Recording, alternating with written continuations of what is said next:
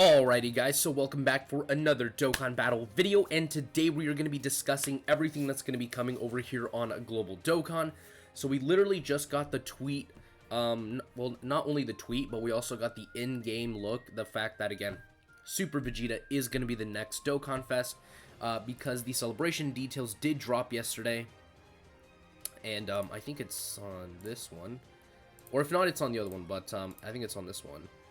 That Super Vegeta right here is going to be the next Dokkan Fest to come to Global. So again, for us Global players, believe it or not, I'm actually going to recommend you guys skip this unit.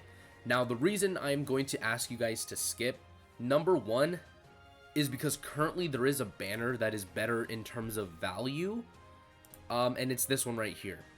The New Year Dokkan Festival banner is way better. The reason for that is because you literally get a guaranteed LR at the end of the rotation. It's 200 stones to do one rotation, and you can do it, I think, a total of 3 times. So just think about that. You get to do this, you get to do this 3 times, and you get 3 guaranteed LRs.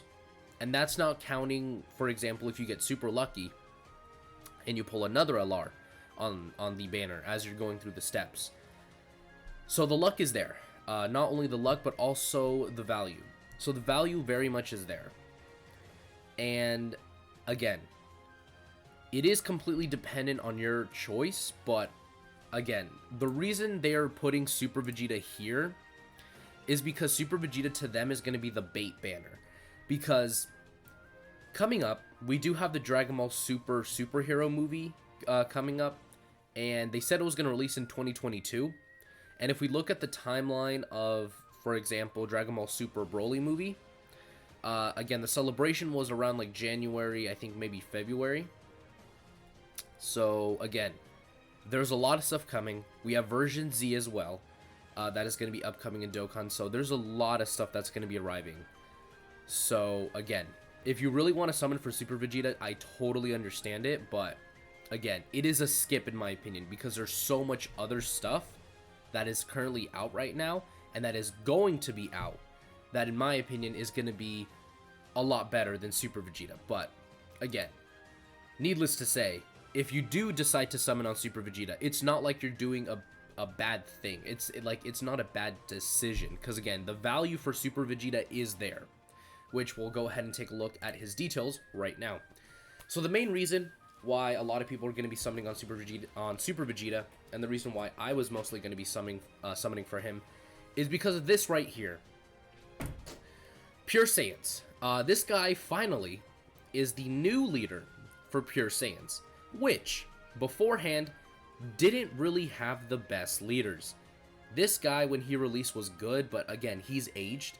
Same thing with him, and same thing with God Goku. But again, the main issue with God Goku is that he only gives 130%, so again, not the best leader skill. And now if we go down, and we look at the units that are on Pure Saiyans, very easily, you guys can begin to see why he is literally the most valuable unit, probably in Dokkan currently. Look at the massive amount of units that are on Pure Saiyans. And there are so many good options to run on this team. There is literally too many to count. Super Vegeta himself is disgustingly powerful. Don't get me wrong. But his power lies not, in my opinion, in his passive, but in his leader skill. Because Mastered Evolution is actually a decent category, but the fact that he leads Pure Saiyans completely changes the game. Literally, Pure Saiyans is the best category team in Dokkan. No one can argue otherwise. If you try to argue that Pure Saiyans is not the best category in the game, either you don't play the game, or you literally don't know what you're saying. Because Pure Saiyans is literally every single Goku and Vegeta and Broly put into one category. Of course, I probably left out some other Pure Saiyans like Bardock, but again, most of the best cards in the game typically are Goku and Vegeta units, and Broly units, but again, Broly's kind of fallen off, but again, STR, LR, Broly's still pretty good. Anyways, the point is, the best units in the game, you know, still to this day, like Namek Goku, LR Mastered, you know, UI Goku, you know, LR Evolution Blue Vegeta, you know, LR Tech Gogeta, LR STR Vegito, all of them are on pure Saiyans, which he, of course, leads. Now, that alone wouldn't make him broken, but let's jump into his passive, and specifically, his super attack effect. Now, as you guys can see, this guy gets a guaranteed crit on his super attack for 1 turn.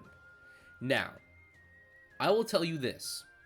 The fact that this guy gets guaranteed crits means that type disadvantage means nothing to him. This is also where Vegeta just gets ridiculously powerful. Because you're in a Super Battle Road stage. You're in any type of difficult event. This guy can just insta-kill anything in his path. He gets guaranteed crits against anybody he's facing.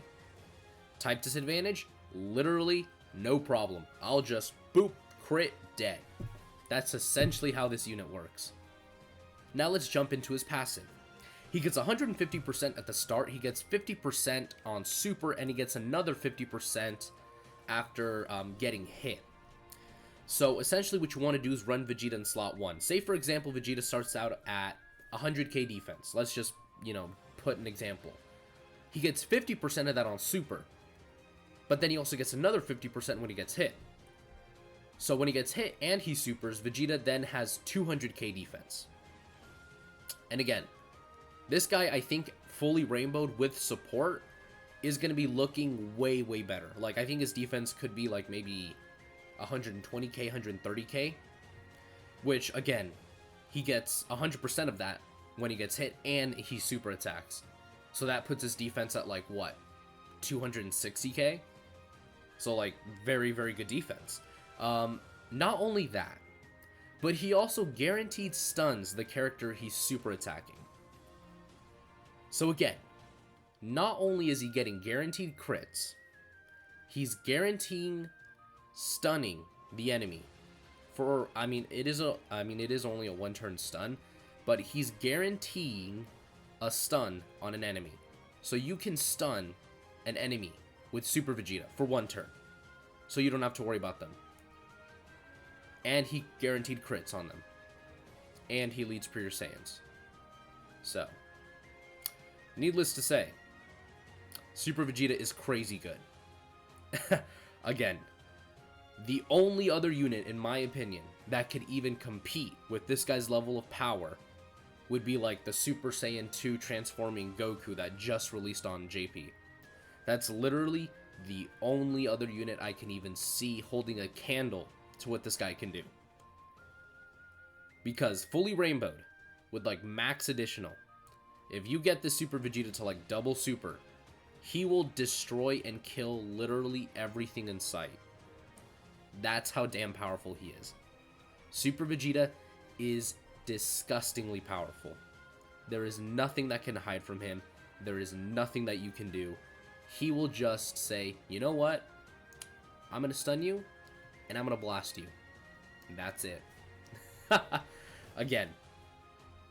But don't summon on him. The reason I'm telling you that again is because there's so much other stuff coming to Global, but again, I could very easily see the argument for why you should summon for him. Again, I'm not discrediting that.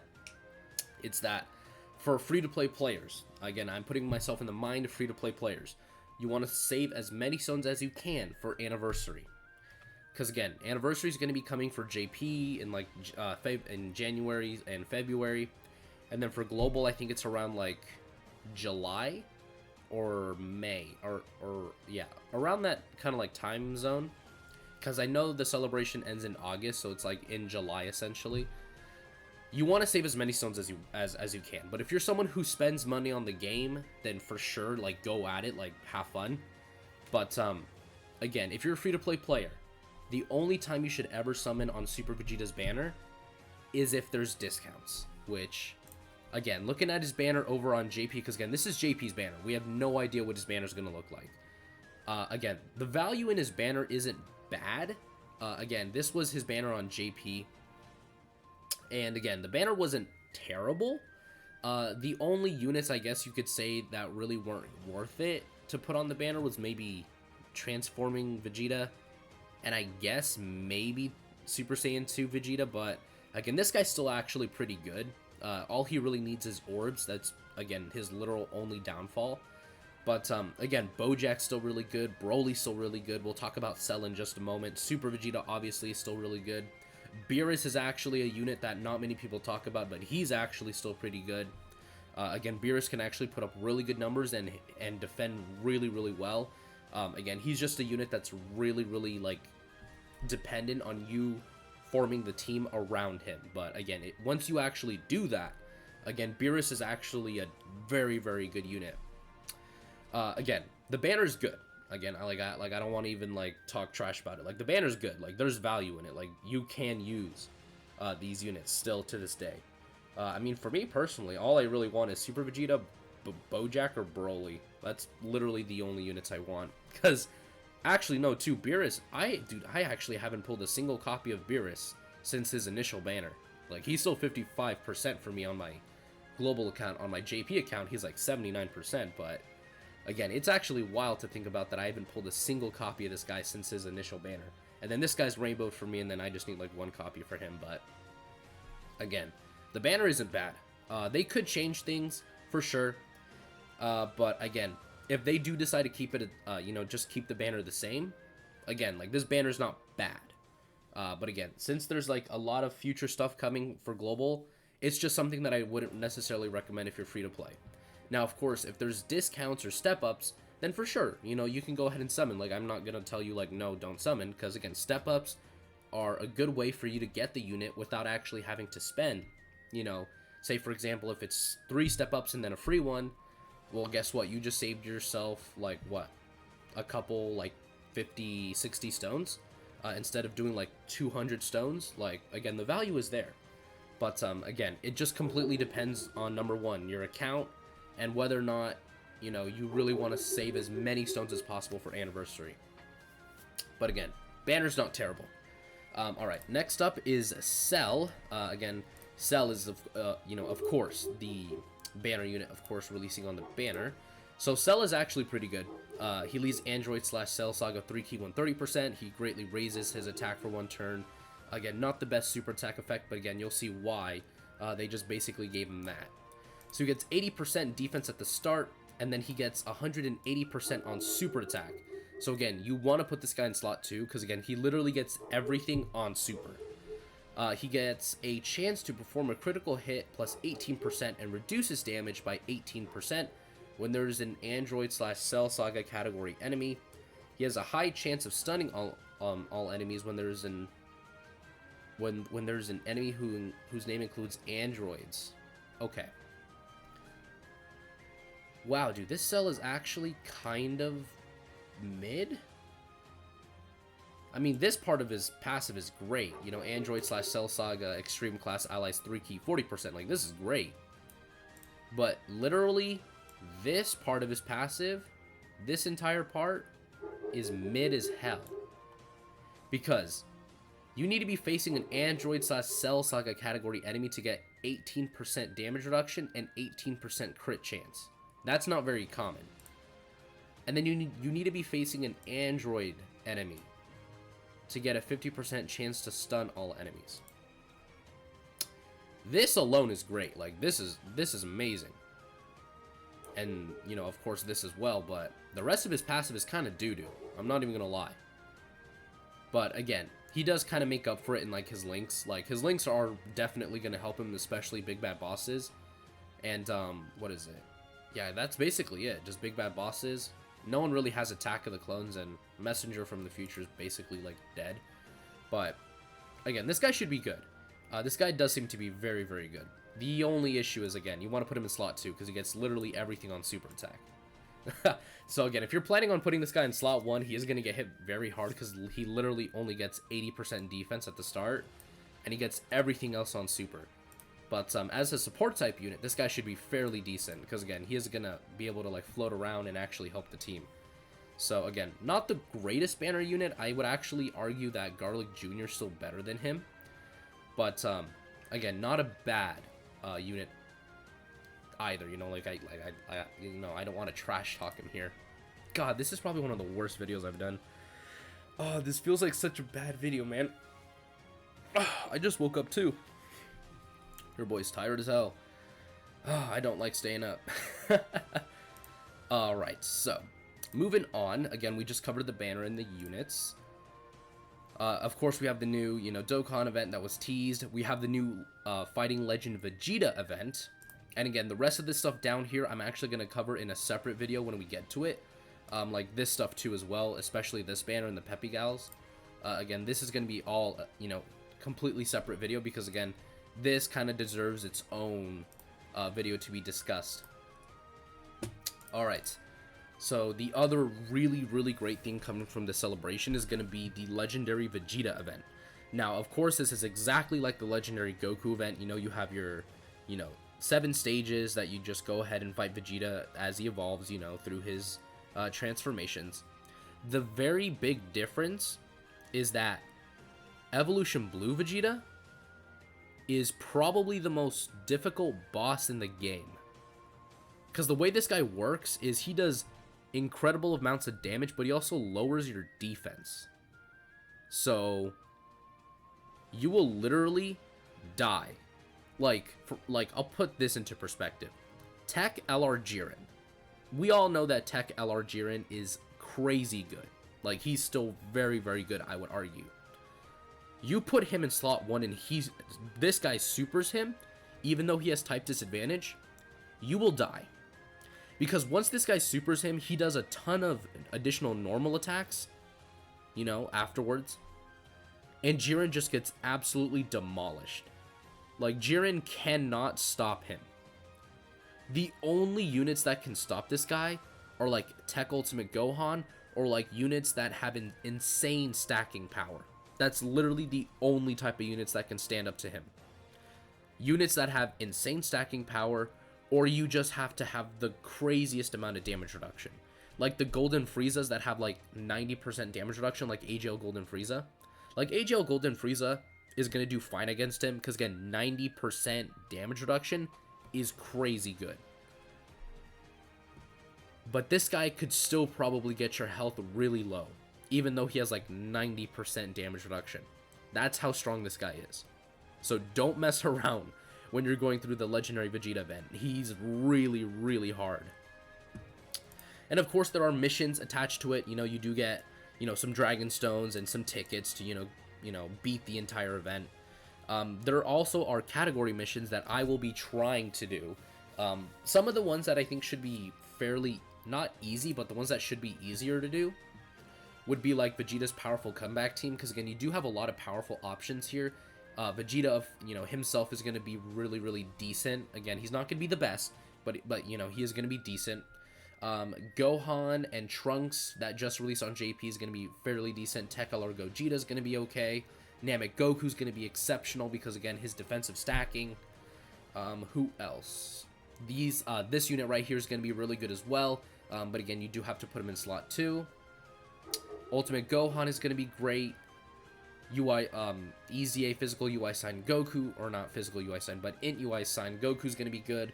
The Physical UI Sign Goku is also going to be fairly decent because, again, all of these guys stack defense, which is really what you want to do in this event, is just stack as much defense as you can for when you eventually have to fight this guy. Because, again, he just will super attack you, and if your defense isn't high enough, his, you know, other attacks will just demolish you and kill you. That's basically how it works.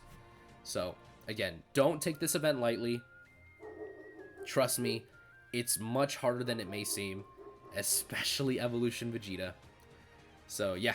Anyways, boys, that is going to do it for today's video. Again, that was the celebration. Currently, that is going to be releasing fairly soon on Global. Again, this is releasing on the 2nd, so tomorrow. Again, don't summon on Super Vegeta if you're a free-to-play player. Again, there's a lot of stuff coming down that is going to be way better, in my opinion, than Super Vegeta, for example, the anniversary banners, and then potentially also the Dragon Ball Super superhero movie banners that will be coming, because, again, obviously they're going to be releasing new banners with new units from the movie. It it's literal common sense. So anyways, that is going to do it for today's video. Again, we will be covering, I guess you could call it part 2, in a separate video with all the easy A's for the Peppy Gals, as well as the new Prime Battle LR Kid Gohan. So yeah, as I said before, that is going to do it for today's video, and I will see you all in the next one. Peace.